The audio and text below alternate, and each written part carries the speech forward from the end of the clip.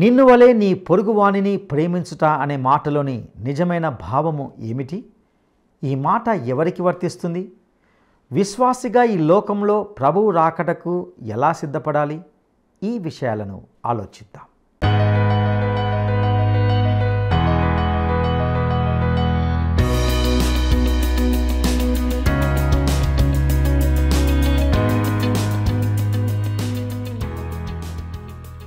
క్రీస్తునందు ప్రియమైన ప్రేమధార టీవీ వీక్షకులందరికీ వరల్డ్ రిసౌండ్స్ టుడే WRT పరిచర్య పక్షంగా 2025 నూతన సంవత్సర శుభాకాంక్షలు తెలియజేస్తున్నాం. గడిచిన సంవత్సరం అంతయు కాపాడి సంరక్షించిన సర్వశక్తిమంతుడైన దేవుడు ఈ సంవత్సరం అంతయు కూడా మిమ్ములను మీ కుటుంబాలను ఆశీర్వదించి దీవించునుగాక. ప్రార్థన చేసుకుందాం. మహాపరిశుద్ధుడా, నమ్మదగిన దేవా, మీ దయగల పాదాలకు వందనాలు స్తుతులు చెల్లిస్తుంటున్నాం. మమ్మల్ని గడిచిన సంవత్సరం అంతయు నీ కృపలో భద్రపరిచి కాపాడి సంరక్షించిన విధానానికే నీకు వందనాలు. మమ్మల్ని ప్రేమించి ప్రభువా ఈ నూతన సంవత్సరంలోనికి ప్రవేశింపజేసిన విధానానికే నీకు వందనాలు చెల్లిస్తుంటున్నాం. ప్రభువా, ఎన్నో ఇరుకులు ఇబ్బందుల్లో మీ యొక్క సహాయాన్ని మాకు అందించారు. ఈ నూతన సంవత్సరంలో ప్రభువా మా యొక్క పరిస్థితులను ఎరిగిన దేవా, మా భవిష్యత్తును ఎరిగిన దేవా, మమ్మల్ని మా కుటుంబాలను నీ కృపగల హస్తాలకు అప్పగించుకుంటున్నాం. సహాయం దయచేయండి. మీ యొక్క సన్నిధి మాతో ఉంచవలసిందిగా ప్రార్థిస్తూ ఈ సంవత్సరము మేము ఆధ్యాత్మికంగా ఎదుగుతూ నీలో కృపలో వర్ధిల్లుటకు తగిన సహాయం దయచేయమని యేసు క్రీస్తు పేరిట అడిగి వేడుకుంటున్నాము తండ్రి. ఆమెన్. మహాగణుడును రక్షకుడైన యేసు క్రీస్తు సర్వశక్తి గల నామంలో ప్రేమధార టీవీ వీక్షకులందరికీ శుభములు తెలియజేస్తున్నాం. నేటి మన ధ్యాన భాగంగా రోమాపత్రిక 13వ అధ్యాయము 8 నుండి 14 వరకు ధ్యానించుకోబోతున్నాం. ఇందులో ఒకరినొకడు ప్రేమించుట విషయంలో తప్ప మరేమియు ఎవనికిని అచ్చి ఉండవద్దని, పొరుగువానిని ప్రేమించువాడే ధర్మశాస్త్రమును నెరవేర్చిన వాడవుతాడని హెచ్చరించబడుచున్నాం. ప్రేమ కలిగి ఉండుట ధర్మశాస్త్రమును నెరవేర్చుటయే అని గ్రహించగలం. దేవుని రాకడ కాలమును ఎరిగి అలాగు చేయాలని, విశ్వాసులమైనప్పటికంటే ఇప్పుడు మనము అంధకార క్రియలను విసర్జించి తేజస్ సంబంధమైన యుద్ధోపకరణములను ధరించుకొని పగటి యందు నడుచుకున్నట్లు మర్యాదగా నడుచుకోవాలని ఇందులో జ్ఞాపకం చేయబడుచున్నాం. యేసుక్రీస్తును ధరించుకొని శరీరేచ్ఛలను నెరవేర్చుకోకుండా శరీర విషయంలో జాగ్రత్తగా ఉండాలని కూడా హెచ్చరించబడుచున్నాం. ఇక ఈ సందేశంలోని సత్యాలను శ్రద్ధగా గమనిద్దామా? శ్రోతలు, మీ బైబిళ్ళు తెరవండి. రోమాపత్రిక 13వ అధ్యాయం 8 నుండి 14 వచనం వరకు పాఠం చెప్పుకుందాము. సావధానంగా వినండి. మనం ఈ లోకంలో ఉన్నాము, పరలోక పౌరులం. అదే సమయంలో ఇహలోక పౌరులము కూడా. ఈ 2 పౌరసత్వాలను జాగ్రత్తగా బాధ్యతాయుతంగా మనం నిర్వహించాలి. మన దేవుణ్ణి మహిమపరచాలి. ఒకరిని ఒకరు ప్రేమించడం అనే విషయంలో తప్ప మరేమీ ఎవరికీ అచ్చి ఉండవద్దు. పొరుగువాణ్ణి ప్రేమించేవాడే ధర్మశాస్త్రమును నెరవేర్చినవాడు. మీ పొరుగువాని వస్తువు ఏదైనా తెచ్చుకున్నావా, అరువు తెచ్చావా, వెంటనే తిరిగి ఇచ్చెయ్యి. నీ దగ్గర దాన్ని ఉంచుకోవద్దు. పక్కింటామె దగ్గర 1 కప్పు చక్కెర బదులు తెచ్చావా, త్వరగా తిరిగి ఇచ్చేసేయి. ఎవరికీ ఏదీ అచ్చి ఉండవద్దు. మనము ఎవరికైనా ఏదైనా అచ్చి ఉన్నామంటే అది ప్రేమ మాత్రమే. కొందరికి ఊరికే అప్పులు తెచ్చే అలవాటుంది. 10 సార్లు అడిగించుకొని గాని తిరిగి ఇవ్వరు. ఈ మనస్తత్వం మనకు తగదు. దేవుని బిడ్డలు తమ ప్రత్యేకతను కాపాడుకోవాలి. త్వరగా బాకీలు చెల్లించటం నీ మనస్సాక్షికి, నీ ఒంటి ఆరోగ్యానికి మంచిది. అసలు బాకీలు చేయకుండా ఉంటే ఇంకా మంచిది. రుణం దొరికే తరుణం కోసం చూడవద్దు. అయితే మన పొరుగువారికి మనం ప్రేమను అచ్చి ఉన్నాము. ఇది ప్రేమ రుణం. విశ్వాసులందరూ ఎంత చెల్లించినా ఈ బాకీ తీరదు. బాకీ తీర్చడానికి ప్రయాసపడు. దేవుడు ఆశీర్వదిస్తాడు. లోకంలో అక్కరలో ఉన్న వారందరికీ మనము పొరుగువారం. ప్రేమ అనేది కేవలం మానసిక భావోద్రేకం మాత్రం కాదు. ప్రేమ అనే మాట పిసినారి క్రైస్తవులు ఎక్కువగా వాడుతారు. మాటల ప్రేమ కాదిది, వాస్తవ ప్రేమ, త్యాగపూర్వకమైన ప్రేమ, మంచి సమరయ్యుని వంటి ప్రేమ. ప్రేమను మాట్లాడవద్దు, ప్రేమను చూపు. అక్కరలో ఉన్నవాడు నీ ప్రేమ కబుర్లు వినడు, నీ ప్రేమను చూడగోరుతాడు. నీవు ప్రేమించి దాన్ని చూపాలి, అంతే. వ్యభిచరించవద్దు, నరహత్య చేయవద్దు, దొంగిలవద్దు, ఆశించవద్దు అనేవి మరింకే ఆజ్ఞ ఉన్నా అది నిన్ను వలె నీ పొరుగువాణ్ణి ప్రేమించు అనే వాక్యములో సంక్షేపంగా ఇమిడి ఉన్నాయి. నీవు నిజంగా ఆ వ్యక్తిని ప్రేమిస్తే ఆ వ్యక్తితో వ్యభిచరించవు. వ్యభిచరించేవారు ఒకరికొకరు ఎంతో కీడు చేసుకుంటున్నారు, ఒకరినొకరు నాశనం చేసుకుంటున్నారు. లైంగిక కామానికి ప్రేమ అని పేరు పెడతారా? ప్రేమ అనే పవిత్ర పదానికున్న అర్థాన్ని, అందాన్ని చెడగొట్టవద్దు. ప్రేమ లైంగికాన్ని, సాంఘికాన్ని మించింది. 1 కొరింథీ 13వ అధ్యాయం గొప్ప ప్రేమ కావ్యం. అది చదవండి. ప్రేమంటే ఏమిటో మీకు బోధపడుతుంది. వ్యభిచారం, జారత్వం, లైంగిక నేరం, అపచారం, కీడు, పాపం. వ్యభిచారానికి దేవుడు లైసెన్స్ ఇస్తాడా? అదెన్నటికీ జరగదు. హత్య చేయకూడదు. కత్తితో పొడిస్తే, తుపాకీతో కాలిస్తే, గొంతు పిసికితే అదే హత్య అనుకుంటున్నారా? హత్యలు 1,00,000 రకాలు. ఒక వ్యక్తి శీలమును గురించిన అపనిందలు ప్రచారం చేస్తే అతని శీలాన్ని హత్య చేసిన హంతకుడివి నువ్వు. కొందరి నోటి మాటలు అవతలి వ్యక్తులకు రంపపు కోత. అత్తా కోడళ్ల సూటిపోటీ మాటలు తుపాకీ కాల్పుల కంటే ఘోరమైన తూట్లు. ఇట్టి కుసంస్కృతిని దేవుని బిడ్డలు సిలువ వెయ్యాలి. దొంగిలవద్దు. నీవు అవతలి వ్యక్తిని ప్రేమిస్తే అతని వస్తువులను ఎలా దొంగిలించగలవు? దొంగతనం పొరుగువానికి కీడు చేయటమే.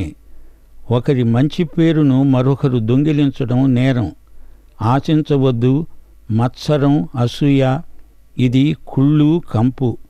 అవతలి వాడికి ఉండకూడదు, అవి నాకు ఉండాలి అనుకోవడం అసూయ. పరోక్షంగా, మానసికంగా అసూయాపరులు తమ పొరుగువారికి ఎంతో కీడు చేసిన వారవుతున్నారు. నిన్ను వలె నీ పొరుగువాణ్ణి ప్రేమిస్తే నీవు అసూయపడవు గదా.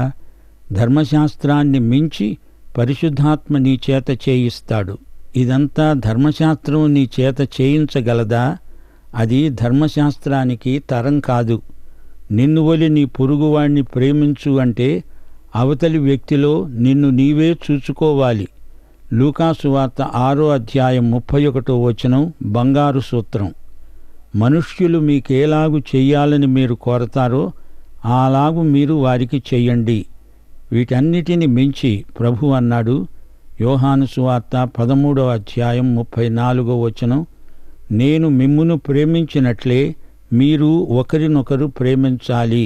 10వ వచనం, ప్రేమ పొరుగువానికి కీడు చెయ్యదు గనుక ప్రేమ కలిగి ఉండడము ధర్మశాస్త్రాన్ని నెరవేర్చడమే. ఇదే ధర్మశాస్త్ర సారం.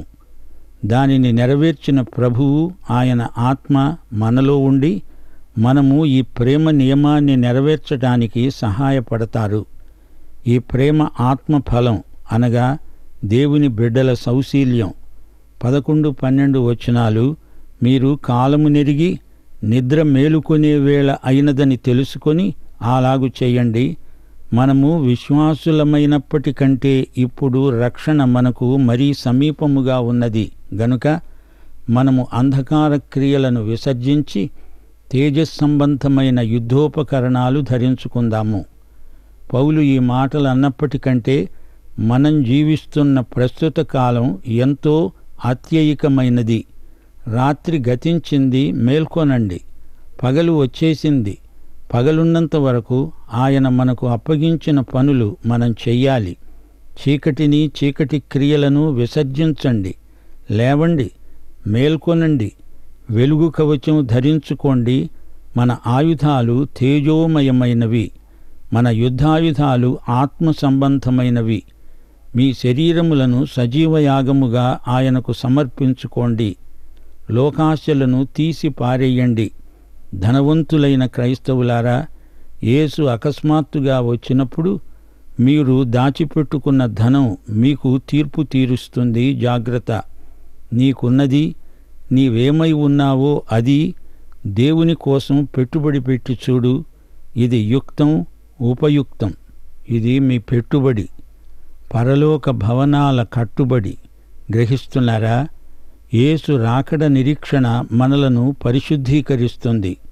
1 యోహాను 3:3 ఆయన యందు ఈ నిరీక్షణ పెట్టుకొనిన ప్రతివాడు ఆయన పవిత్రుడై ఉన్నట్లుగా తనను తాను పవిత్రునిగా చేసుకుంటాడు. భార్యాభర్తలు విడాకులిచ్చుకొని విడిపోయి ప్రభువు రాకడను గురించిన సిద్ధాంతాలు బోధిస్తారా? ఆయన రాకడ నిరీక్షణ నిన్ను శుద్ధి చెయ్యక తప్పదు. ఆయన మేఘం మీద వస్తాడని ఎలా పాట పాడతారు? సంఘం ఎత్తబడుతుందా లేదా అనే సిద్ధాంతాలు బోధించే నీవు ఆయన రాకడ భావన చేత ముందు శుద్ధి పొందాలి గదా. రెండో రాకడను గురించి బోధించే వారి పోకడలను పసికట్టండి. ఈ కడవరి ఘడియల్లో ప్రభువు కోసం పరిశుద్ధంగా జీవించాలి, ఆయనను సేవించాలి. 13 అల్లరితో కూడిన ఆటపాటలైనా మత్తైనా లేకుండా, కామ విలాసములైనా పోకిరి చేష్టలైనా లేకుండా, కలహములైనా మత్సరమైనా లేకుండా పగటియందు నడుచుకున్నట్లు మర్యాదగా నడుచుకుందాము. మనవి లోకస్తుల్లాగా రాత్రి బతుకులు కావు, పట్ట పగలు కాలమిది. పగటి కాలం మనుషులం, అయితే పగటి వేషాలు వేసేరు. జాగ్రత్త. ప్రభువు వేషధారులను కఠినంగా గద్దించాడు. ప్రభువైన యేసుక్రీస్తును ధరించుకున్న వారై ఉండండి. శరీరేచ్ఛలను నెరవేర్చుకోవడానికి శరీరము విషయమై ఆలోచన చేసుకోకండి. త్వరలోనే నీ దేవుని సన్నిధిలో నిలువబోతున్నావు. శరీర కార్యాలను విసర్జించి ఆత్మ ఫలాలను ఫలించు. ఈ మాటతో ఈ అధ్యాయం ముగిసింది. 13వ అధ్యాయం ఎంతో ప్రయోజనాత్మకమైన ప్రయోగాత్మకమైన సందేశం.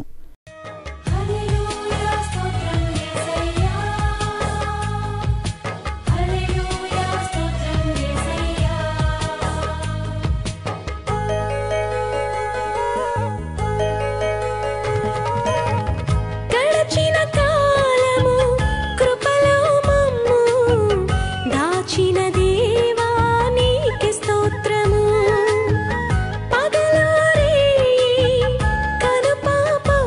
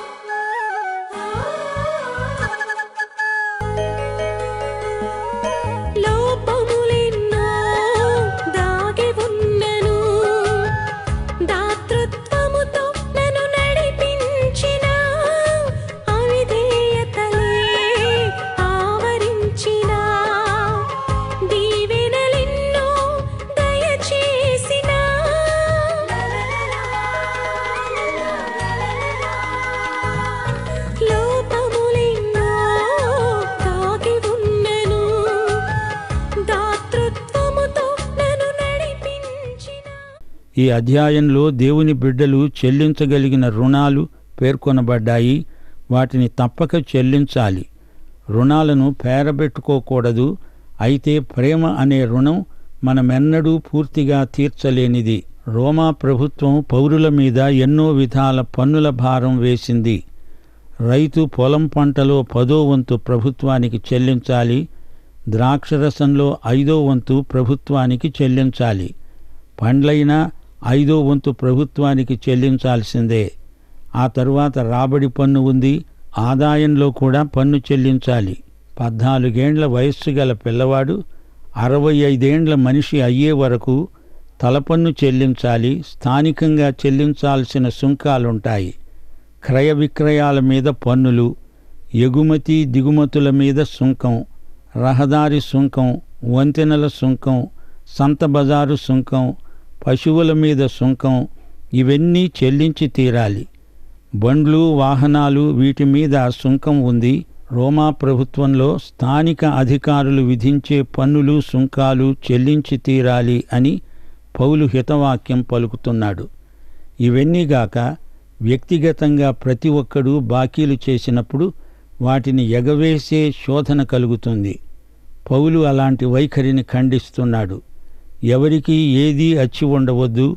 మా రుణస్థులను మేము క్షమించిన ప్రకారము మా రుణములను క్షమించు అని ప్రభువు నేర్పిన మాదిరి ప్రార్థనలో చెప్పబడింది. దీన్ని అపార్థం చేసుకొని దేవుడు మన రుణాలను క్షమించలేదా, అలాగే నా రుణము రద్దు అనేవారున్నారు. దేవుని వాక్యాన్ని ఎవరికి వారు తమకు అనుకూలంగా మార్చి దానికి వక్రభాష్యం చెప్పకూడదు. రుణాలు చెల్లించమనే ఉద్దేశ్యంతో ప్రభువు ఆ మాట అన్నాడు గాని ఎగవేయడానికి కాదు. అయితే దేవుని పట్ల మన పొరుగువారి పట్ల ప్రేమ రుణం మన జీవితకాలమంతా ఎంత తీర్చినా తీరదు. ప్రేమ విషయంలో మనం ప్రతి ఒక్కరికి ఎంతో అచ్చి ఉన్నాము. యేసు నిన్ను నన్ను ప్రేమించినంతగా మనం తోటివారిని ప్రేమించగలుగుతున్నామా అనేది అసలైన ప్రశ్న. ఈ ప్రేమ రుణం నీవు తీర్చుకోవడానికి ప్రయాసపడితే నీవు ఇతరుల పట్ల ఎట్టి పాపము చేయలేవు. దేవుడు క్రీస్తునందు నీకిచ్చిన ఆజ్ఞలన్నిటినీ సునాయాసంగా నెరవేర్చగలవు. పరిశుద్ధాత్మే కావలసిన సామర్థ్యము మనకిస్తాడు. ఇది ప్రతి విశ్వాసికి అనుభవైక వేద్యం. ఈ ప్రేమ శత్రువును ప్రాణస్నేహితునిగా మారుస్తుంది.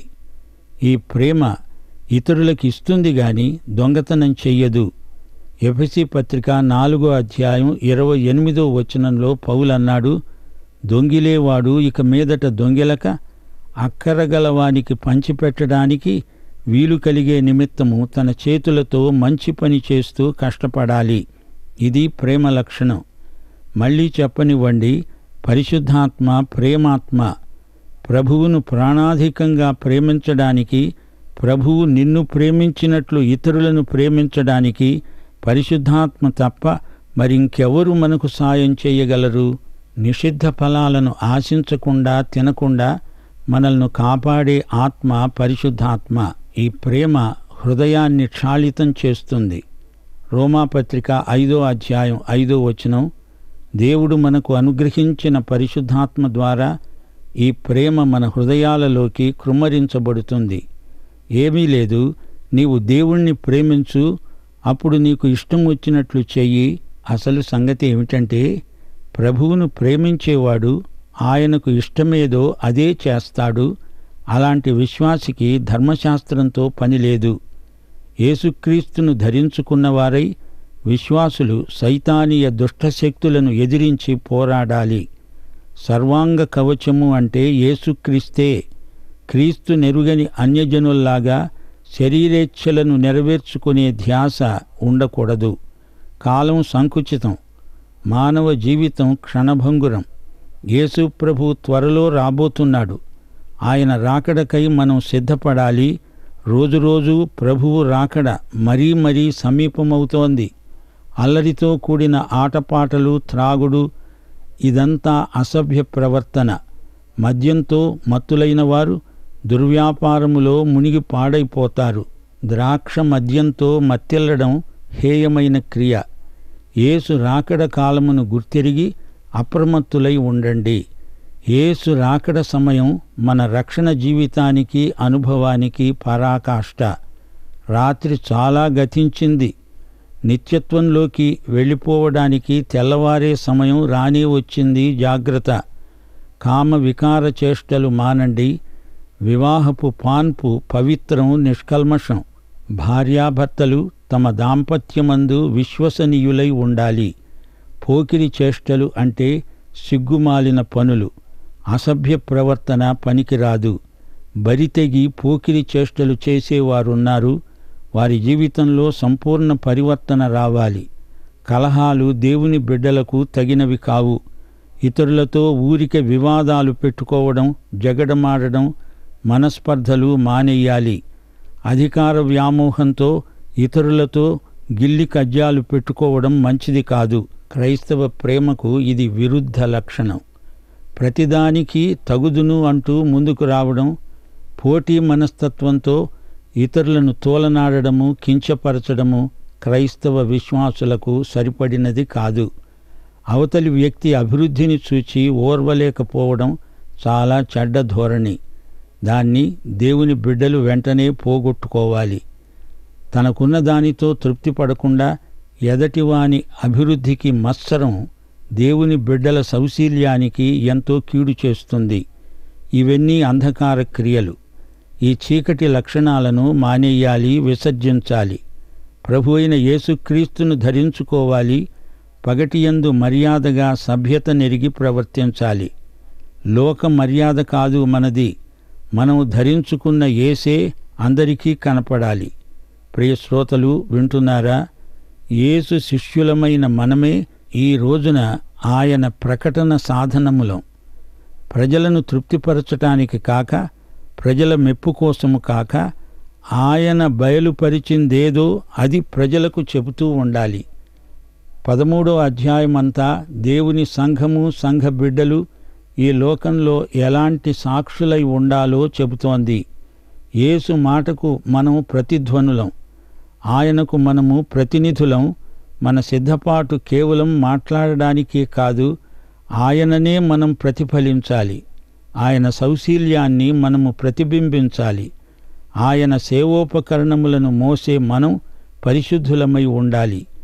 విడుదల, పరివర్తన తెచ్చే సందేశం పరిశుద్ధాత్మ మనకిస్తాడు, మన చేత మాట్లాడిస్తాడు. అది ఆత్మస్వరం.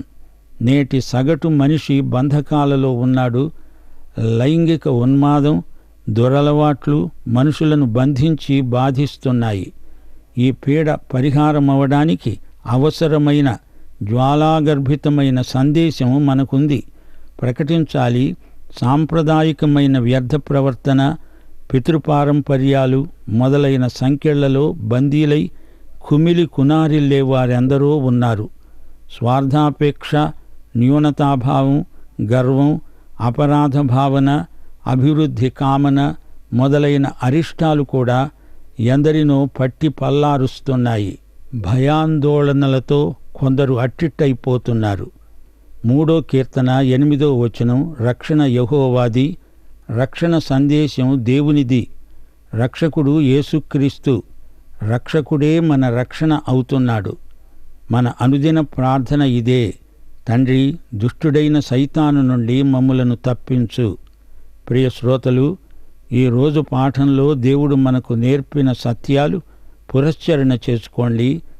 ప్రభుత్వం చేసే మంచి శాసనాల అమలులో దేవుని బిడ్డలు సహకరించాలి. అందరికీ వారి వారి రుణములు తీర్చాలి. క్రీస్తు ప్రేమ ధర్మశాస్త్రానికి ముగింపు, దాని నెరవేర్పు.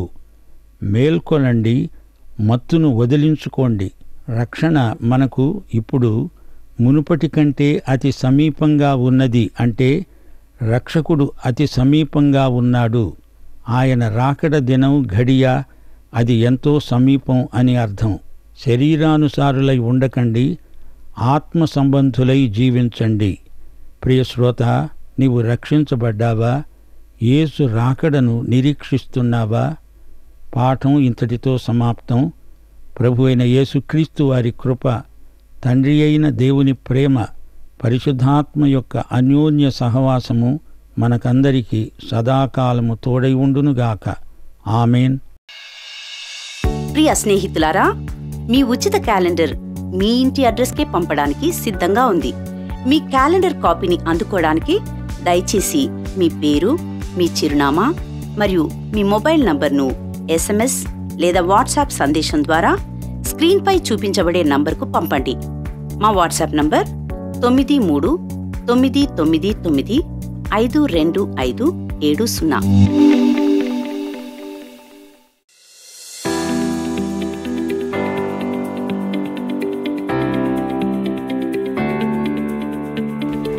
మనము ఏ విషయంలో ఎవనికిని అచ్చి ఉండకూడదు.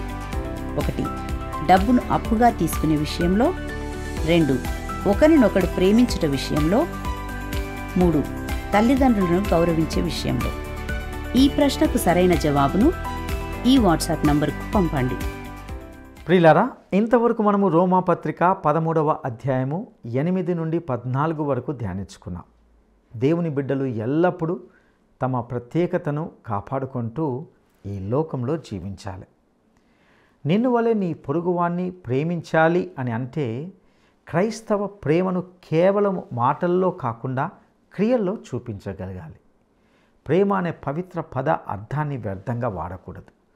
ఒక వ్యక్తికి మానసికంగా, శారీరకంగా, ఆధ్యాత్మికంగా ఏ విధంగా కీడు తలపెట్టినా నీవు ఒక హంతకుడివే, ఆ వ్యక్తికి నష్టం కలిగించిన వ్యక్తివే.